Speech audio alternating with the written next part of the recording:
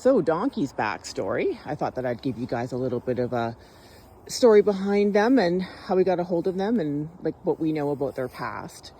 So with Donk, what he came from was a cattle farmer, and I believe that what they wanted to use him for was something sometimes people refer to as necking or donkey breaking, and it's where they want to, I believe, halter train the calf or the cow if they've never been halter trained before. And what they will do is they will tie the cow with its new halter on to a donkey, and the cow cannot escape, and this way the cow gets used to the rope, gets used to the halter, gets used to being stationary in one place.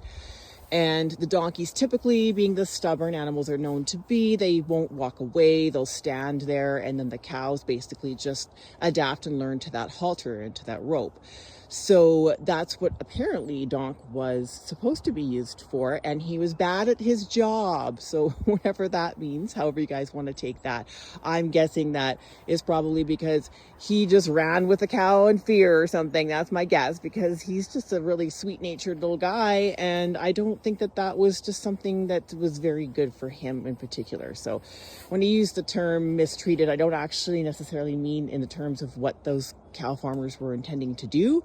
I think that like there are a lot of people who train, I think even horses with halters by tying them to fences is something that a lot of people do. Mistreatment is more of what I meant is the way he's been handled, because you can just tell that he didn't want to get haltered, he didn't want to get caught, he didn't like people very much. And so that aspect is what worried me, and I'm not really sure where that came from. Was it the cattle farmers? I don't know. How many owners had him before? I don't know. This is some of the problems that happens when you buy an animal you haven't raised from a baby, so you just don't know. So that's Donk's story. And little Mr. Phoenix here, our little mini Donk, a mini guy. So he was bottle fed for half of his babyhood. The story we heard is that his mother, he wanted to take a really good chunk out of his mother's nipple, and she didn't like that very much. And ever since she did that, she really did not want him around.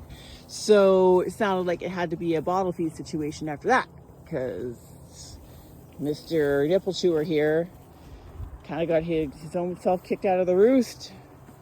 And yeah, that's I think the story too was that the mother was a rescue, and they didn't know the mother was pregnant, I think, with him at the time. I think that was the story.